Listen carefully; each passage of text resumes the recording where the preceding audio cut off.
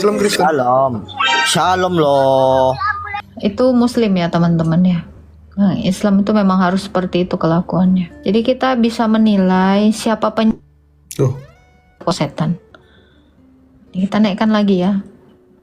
Yang kelakuannya kayak setan. Amri.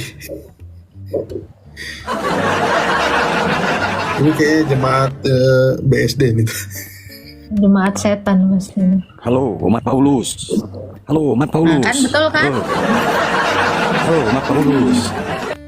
Kenapa di film bokep itu manggil oh my god, yes, yes, ayo.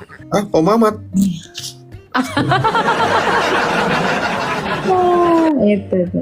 Itu Kalau penyembah membuktikan- setan, Dia tadi membuktikan bahwa dia sering nonton film, ya begituan. makanya dia tahu. Oh alah, kasian banget ya.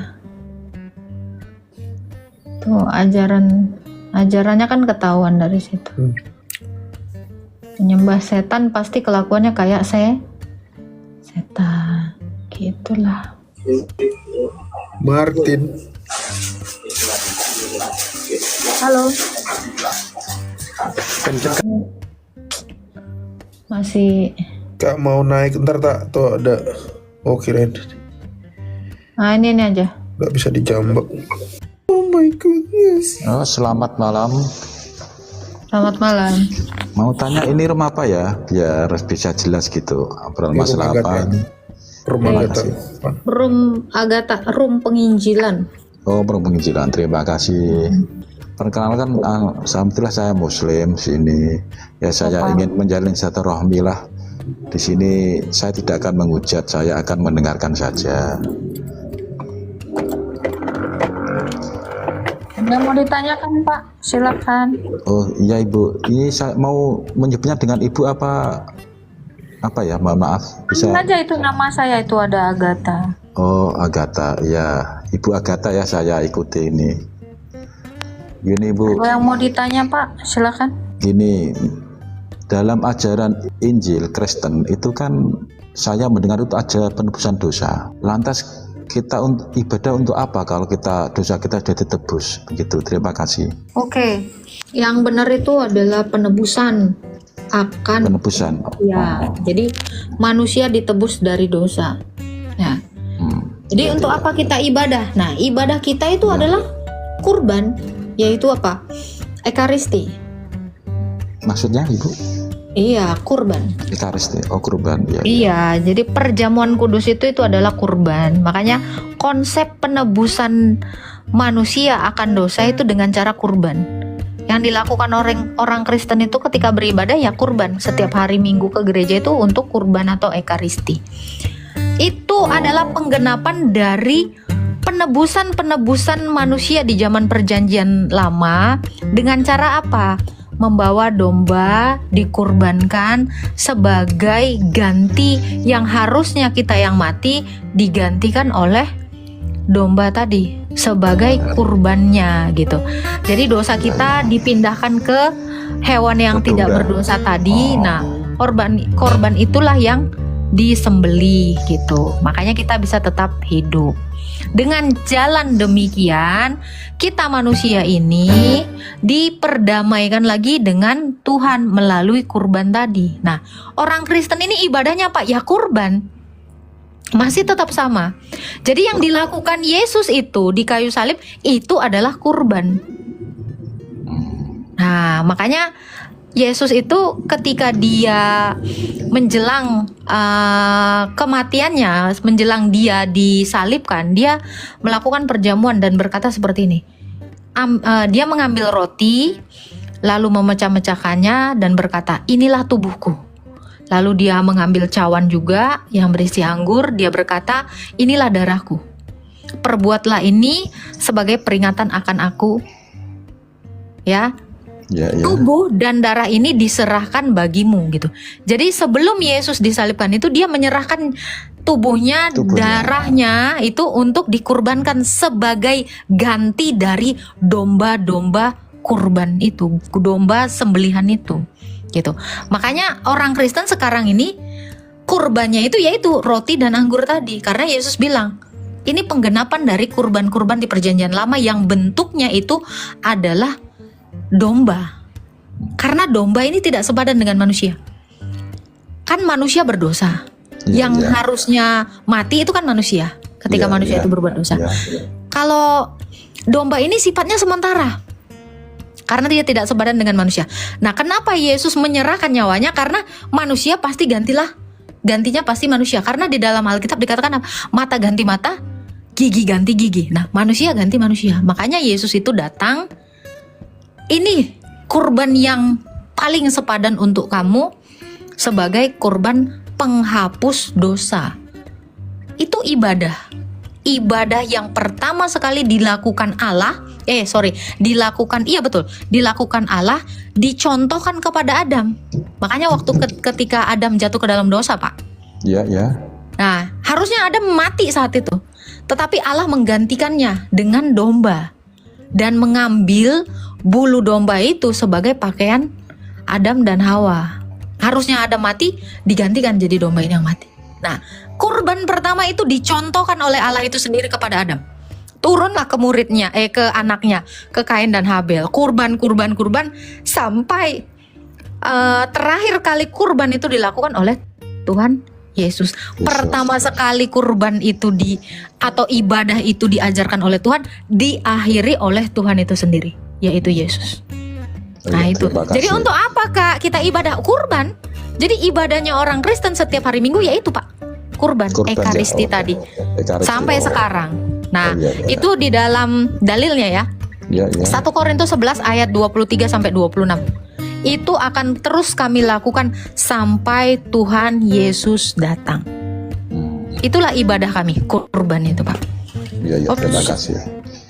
Terus gini, yang menjadi pertanyaan saya ya, apakah itu, mohon maaf, apa itu tidak menyiksa hewan ya? Maaf ya, ini apa tidak menyiksa begitu? Karena kan Apa yang disiksa? itu loh, dombanya kalau dikorbankan itu apa nggak menyiksa begitu loh? Terima kasih. Loh,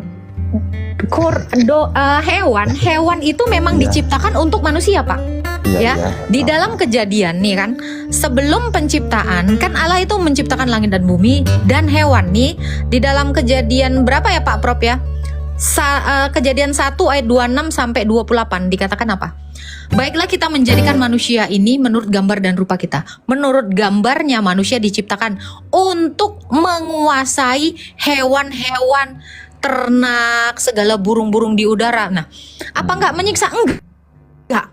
Karena memang hewan diciptakan untuk menjadi makanan manusia, Untuk menjadi manusia. kurban untuk Iya, iya. manusia. Iya, Iya. Jadi Allah sudah mempersiapkan itu. Lalu apakah ini terlihat menyiksa, Kak? Tidak. Kenapa? Hewan gak punya perasaan. Itu satu. Hewan itu gak punya roh. Nyawanya itu ada dalam darahnya. Gitu. Nah, kalau Bapak bilang apakah itu tidak menyiksa? Lalu bagaimana dengan kurban yang Bapak lakukan? Lalu bagaimana dengan makanan semua manusia di dunia ini? Apakah ikan itu tidak hewan sehingga kita menangkapnya, memotongnya dan mengkonsumsinya? Itu tidak menyiksa? Apakah Walaupun ayam menyiksa. juga tidak disiksa? Semua itu memang untuk kita Untuk kuasai. manusia. Jadi Iya, iya, iya. sabar. Jadi kalau dikatakan apakah itu terkesan tidak menyiksa? Tidak. Itu memang harus kita kuasai kok. Makanya Tuhan itu memberikan otoritas kepada Adam dan Hawa. Untuk apa? Kuasailah seluruh bumi dan taklukkanlah. Jadi itu bukan penyiksaan. Itu memang otoritas yang diberikan Tuhan kepada manusia.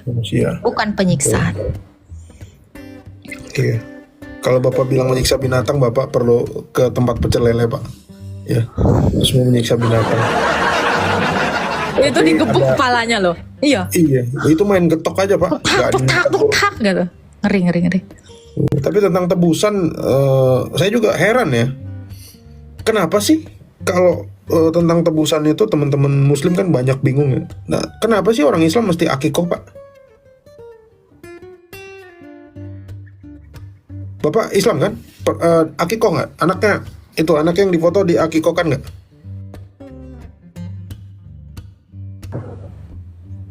Pak Mas Dana, silakan dibuka Pak. Kenapa akikah itu kok mesti kambing? Kenapa nggak lele aja? Wah itu nyiksa juga Bro. Semua berarti kalau dibilang ya, diibaratkan seperti itu, berarti manusia ini penyiksa dong. Duh, dia makan bayam, wah disiksa itu. Semua disiksa, ya udah, pingsan lah manusia. Semua disiksa kalau gitu cara berpikirnya.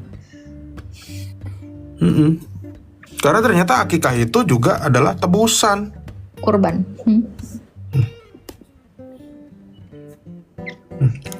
Akikah juga merupakan tebusan terhadap anak dari segala bentuk musibah, kecelakaan besar atau kecil ada sesuatu pada anak. Ini menurut Kemenak loh.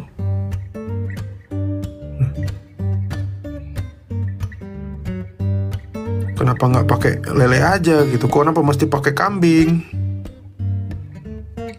Apa nggak pakai bayam aja, Prof? Proses akikah biasanya dilakukan pada hari ke-7, ke-14, atau 21. Setelah kelahiran seorang anak dan bagi anak laki-laki, akikah wajib memotong 2 ekor kambing, sementara anak perempuan 1 ekor kambing saja. Ya, ini dibuka mute-nya Pak Masda. Mas Dana, halo. Ini udah aku undang untuk buka mute tuh. Bang Jibril mungkin kenapa nggak pakai singkong aja Pak? Jangan, karena singkong itu badannya besar. Itu King Kong, bro. Kenapa nggak bayam aja, bayam?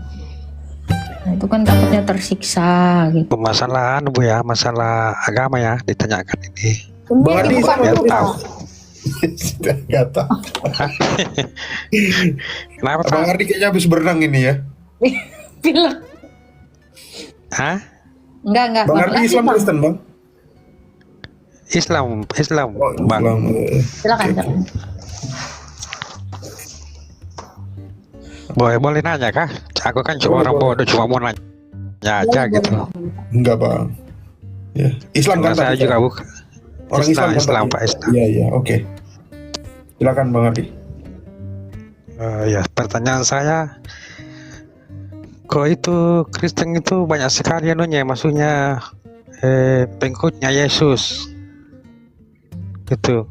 Maksudnya kalau Islam kan cuma Nabi Muhammad aja yang maksudnya yang bisa diikuti gitu dari Allah kan, maksudnya Nabi gitu. Kalau Kristen kan ada sudah Matius, ada Paulus, kok banyak sekali gitu. Itu rasul Pak. Mana? Rasul. Itu, ya, mana itu yang benar Pak? Gitu. Semuanya benar. Ada, hah? Itu semua saksi mata Pak. Saksi mata yang kemudian menuliskan kisah dari gurunya. Matius, Oh, Yohanes, Yakobus, ya. siapa Karena lagi? Pak, beda-beda maksudnya Judas dia Tadeus. pendapatnya gitu. Hah? Yang mana yang Maaf beda? izin turun dulu Ibu, mau Oh, kumpulan iya, ya. Pak, Mas Terima kasih Dana. sekali lain. Tuhan berkati, Pak. Siap, Terima kasih, Pak. Terima kasih atas roomnya. Maksudnya apa sih, Pak? Pertanyaannya gimana sih? Aku nggak ngerti loh, Pak Prof.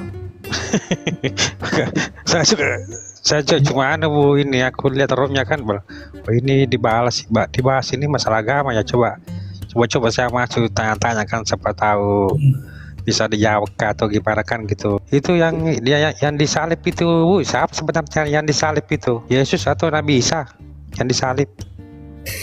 Masih pertanyaan. Coba saya jawab pakai jurus Islam ya Pak ya. Menurut Bapak siapa yang disalib Pak?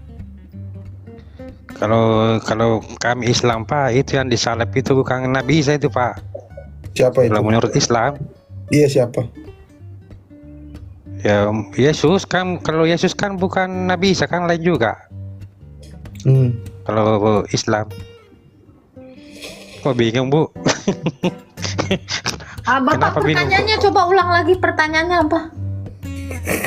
Pertanyaan saya, yang disalib itu Nabi Isa kah atau Yesus? Nabi Isa. Loh, kok Nabi bisa disalib? Kan itu kan Bisa utusan lah. Allah. Bisa lah, masa nggak bisa? Bapak aja bisa disalib, apalagi Nabi. Astagfirullahaladzim. Iya, Bapak mau nggak disalib, Pak? Masa kita mau disalib? Nggak ada orang mau disalib itu. Makanya Bapak ngaku Allah biar disalib. Yesus itu kemarin tuh gitu. Gara-gara dia ngaku Allah, dia disalib. Padahal dia mengatakan Oh, kebenaran. Padahal dia benar-benar Allah gitu. Waktu dia Padahal mengatakan aneh, Bu. kebenaran, bentar Pak. Waktu dia mengatakan kebenaran, nah dunia tidak peduli sama kebenaran itu. Kenapa? Karena dunia itu cenderung pada hal-hal yang bersifat salah gitu loh. Makanya Yesus bilang, aku dari atas, kamu dari bawah. Nah, manusia ini Pak cenderungnya apa? Cenderung itu berbuat dosa. Makanya ketika dikatakan kebenaran, nolak gitu. Karena manusia ini tidak mengerti apa-apa, tidak tahu tentang Allah. Gitu. Padahal Yesus jelas-jelas ya, ketika dia mengatakan Allah, dia melakukan pekerjaan-pekerjaan Allah. Gitu. Jadi dia ketika mengaku, dia bukan cuma ngaku-ngaku toh, terus tiba-tiba rebahan, hilang gitu. Enggak, dia lakukan, dia buktikan gitu. Nah, untuk itulah kenapa manusia saat itu, lo kok bisa kau ngaku Allah? Kok bisa kau melakukan pekerjaan Allah? Padahal wujudmu manusia, kata orang-orang saat itu. Tapi mereka masih belum percaya sepenuhnya. Ketika dia mati, lalu bangkit, baru mereka bilang apa? Ya Tuhanku, ya Allahku. Nah, karena Bisa ya dulu Bu. Bisa saya tanya Bu? dari tadi juga nanya Anda, saya lagi jawab. Enggak, maksudnya mau tahu Ibu ini sebenarnya pendeta kah atau apa gitu? Oh, saya bukan pendeta, Saya orang Kristen magang. Saya Kristen magang. Oh ya. Ya saya kira tadi pendeta, makanya saya masuk di romnya gitu. Iya, kenapa Pak? Kayak bau-bau pendeta saya ya?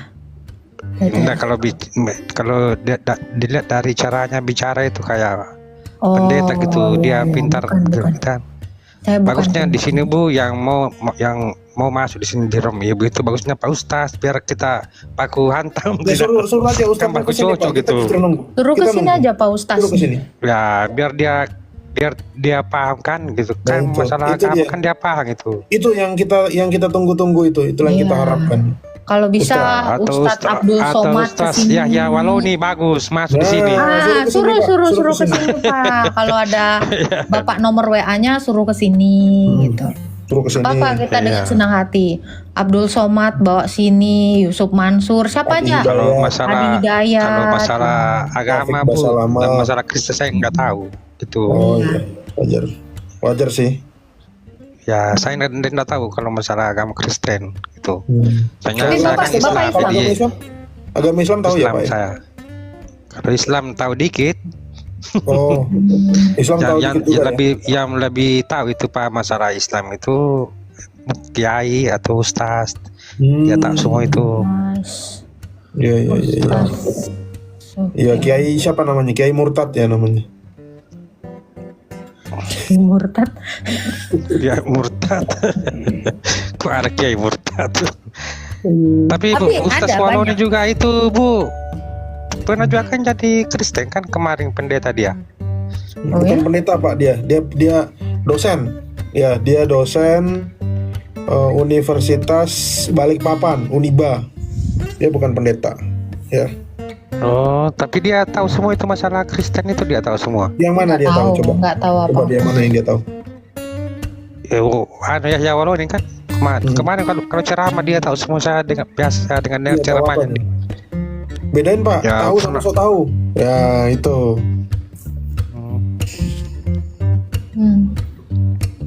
Ya susah juga sih kalau kita mau berdebat masalah agama kan kita kan mempunyai masing-masing agama, jadi susah juga kan gitu. Loh, Ya, kalau Bapak disuruh kita- berdebat loh Pak. Disuruh berdebat loh. Baca surat An-Nahl ayat 125. Disuruh berdebat sama Oh, orang. disuruh. Iya, coba baca surat An-Nahl. Iya. Kalau masalah Kristen saya pengen nggak tahu Pak kalau masalah Kristen. Kalau orang Kristen itu disuruh memberitakan Injil.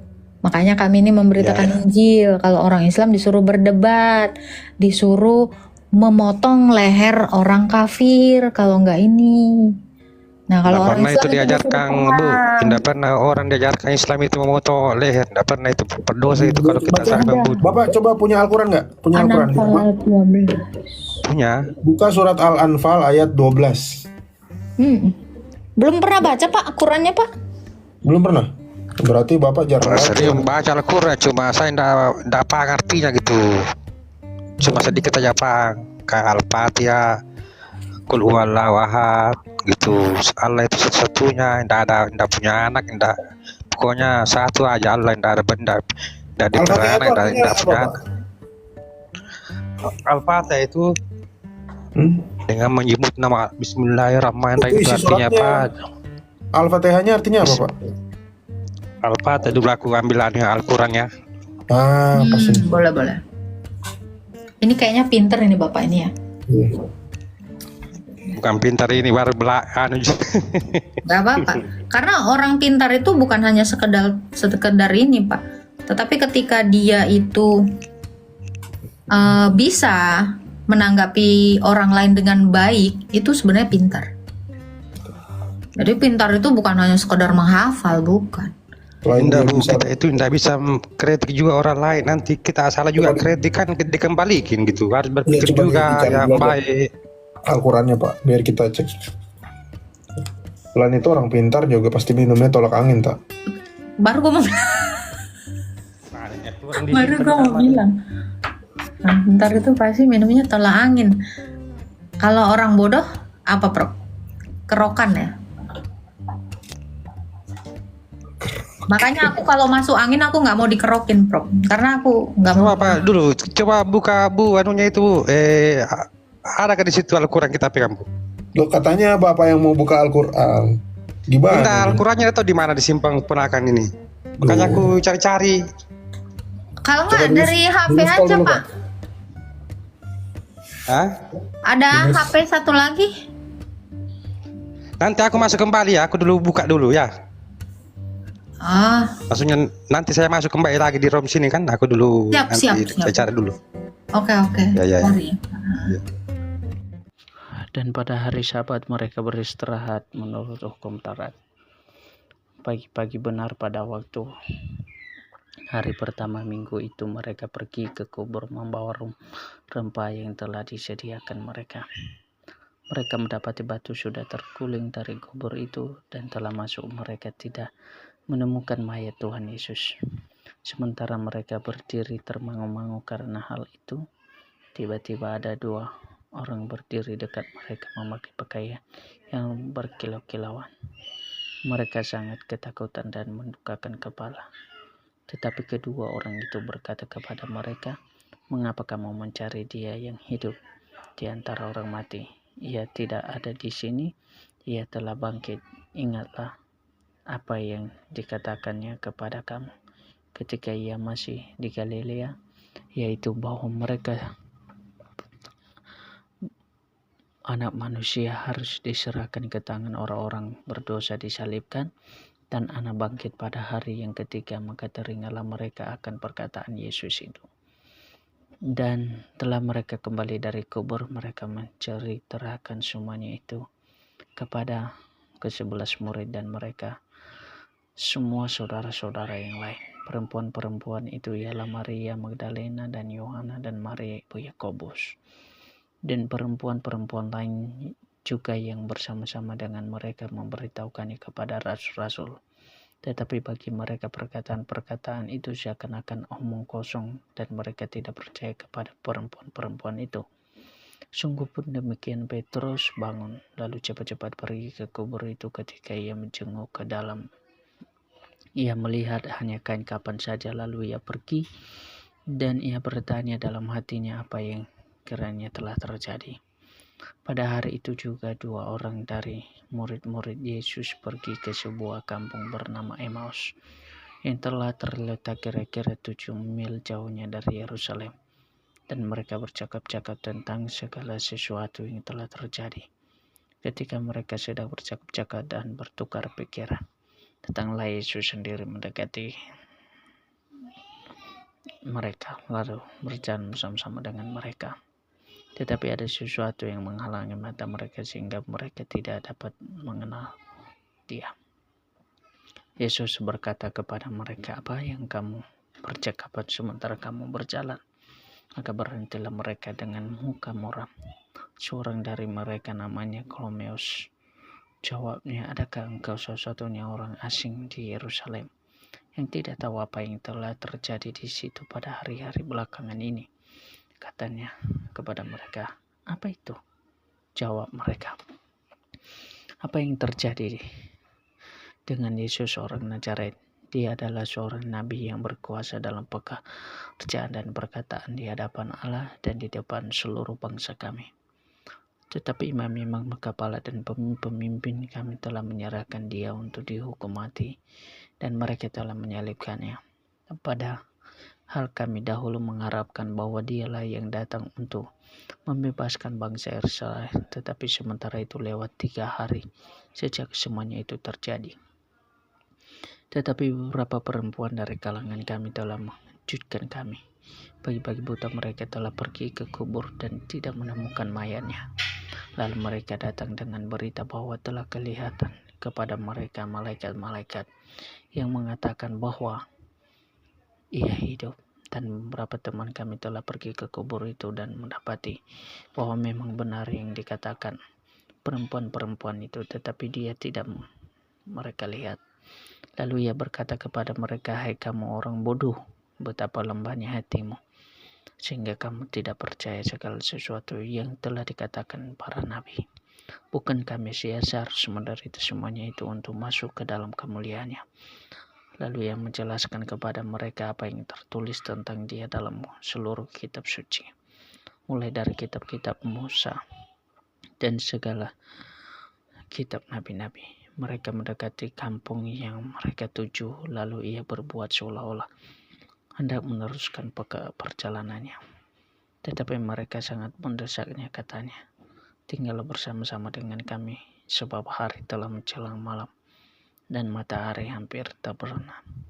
Lalu masuklah ia tinggal bersama-sama dengan mereka. Waktu ia duduk makan dengan mereka, ia mengambil roti, mengucap berkat, lalu memecah-mecahkannya dan memberikannya kepada mereka. Ketika itu terbukalah mata mereka dan mereka pun mengenal dia, tetapi ia lenyap dari tengah-tengah mereka. Kata mereka kepada yang lain, bukankah hati kita berkobar-kobar ketika ia berbicara dengan kita di tengah-tengah jalan dan ketika ia menerangkan kitab suci kepada kita? Lalu bangunlah mereka dan terus kembali ke Yerusalem. Di situ mereka mendapati ke-11 murid itu, mereka sedang berkumpul bersama-sama dengan teman-teman mereka. Kata mereka itu, sesungguhnya Tuhan telah bangkit dan telah nampakkan diri kepada Simon. Lalu kedua orang itu pun menceritakan apa yang terjadi di tengah jalan dan bagaimana mereka mengenal dia, dan pada waktu itu mecah-mecahkan roti. Dan sementara mereka bercakap-cakap tentang hal itu, Yesus tiba-tiba berdiri di tengah-tengah mereka dan berkata kepada mereka, damai sejahtera bagi kamu. Mereka terkejut dan takut dan menyangka bahwa mereka melihat hantu. Akan tetapi ia berkata kepada mereka, mengapa kamu terkejut dan apa sebabnya timbul ragu-ragu dalam hati kamu? Lihatlah tanganku dan kakiku, aku berdiri ini. Rebalah aku dan lihatlah, karena hantu tiada daging dan tulang, seperti yang kamu lihat padaku. Sambil berkata demikian, ia memperlihatkan tangan dan kakinya kepada mereka. Dan ketika mereka belum percaya karena girangnya dan masih heran, berkatalah ia kepada mereka, adakah padaku makanan di sini? Lalu mereka memberikan kepadanya sepotong ikan goreng. Ia mengambilnya dan memakannya di depan mata mereka. Ia berkata kepada mereka, inilah perkataanku yang telah kukatakan kepadamu ketika aku masih bersama-sama dengan kamu, yakni bahwa harus dikenapi semua yang ada tertulis tentang aku dalam kitab Taurat, Musa, dan kitab Nabi-Nabi dan kitab Mazmur. Lalu ia membuka pikiran mereka sehingga mereka mengerti kitab suci. Katanya kepada mereka, ada tertulis demikian, Mesias harus menderita dan bangkit dari antara orang mati pada hari yang ketiga, dan lagi dalam namanya berita tentang pertobatan dan pengampunan dosa harus disampaikan kepada segala bangsa, mulai dari Yerusalem. Kamu adalah saksi dari semuanya ini, dan aku akan mengirim kepadamu apa yang bukan Bapakku, tetapi kamu harus tinggal di dalam kota ini sampaikan kamu diperlengkapi dengan kekuasaan dari tempat tinggal. Lalu membawa mereka keluar kota sampai dekat Betania. Di situ ia mengangkat tangannya dan memberkati mereka. Dan ketika ia sedang memberkati mereka, ia berpisah dari mereka dan terangkat ke surga. Mereka sujud menyembah kepadanya. Lalu mereka pulang ke Yerusalem dengan sangat bersuka cita. Mereka senantiasa berada di dalam bait Allah dan memuliakan Allah. Pada mulanya adalah firman. Firman itu bersama-sama dengan Allah. Dan firman itu adalah Allah. Ya, pada mulanya bersama-sama dengan Allah, segala sesuatu dijadikan oleh Dia, dan tanpa Dia tidak ada sesuatu pun yang telah terjadi dari segala terjadikan. Dalam Dia ada hidup, dan hidup itu adalah terang manusia. Terang itu bercahaya di dalam kegelapan, dan kegelapan itu tidak menguasainya. Datanglah seorang yang diutus Allah, namanya Yohanes. Ia datang sebagai saksi untuk memberi kesaksian tentang terang itu, supaya oleh Dia semua orang menjadi percaya. Ia bukan terang itu, tetapi ia harus memberi kesaksian tentang terang itu. Terang yang sesungguhnya yang menerangi setiap orang sedang datang ke dalam dunia. Ia telah ada di dalam dunia, dan dunia dijadikan olehnya, tetapi dunia tidak mengenalnya. Ia datang kepada milik kepunyaannya, tetapi orang-orang kepunyaannya itu tidak menerimanya. Tetapi semua orang yang menerimanya diberinya kuasa supaya menjadi anak-anak Allah, yaitu mereka yang percaya dalam namanya, orang-orang yang diperanakan bukan dari darah atau dari daging, bukan pula secara jasmani oleh keinginan seorang laki-laki, melainkan dari Allah. Firman itu telah menjadi manusia dan diam di antara kita, dan kita telah melihat kemuliaannya, yaitu kemuliaan yang diberikan kepadanya sebagai anak tunggal Bapa, penuh kasih karunia dan kebenaran. Yohanes memberi kesaksian tentang Dia dan berseru katanya, inilah Dia yang kumaksud ketika aku berkata, kemudian daripada aku akan datang yang Dia telah mendahului aku, sebab Dia telah ada sebelum aku. Karena dari kepenuhannya kita semua telah menerima kasih karunia demi kasih karunia. Sebab hukum Taurat diberikan oleh Musa, tetapi kasih karunia dan kebenaran datang oleh Yesus Kristus. Tidak seorang pun yang pernah melihat Allah, tetapi anak tunggal Allah yang ada di pangkuan Bapa. Dialah yang menyatakannya.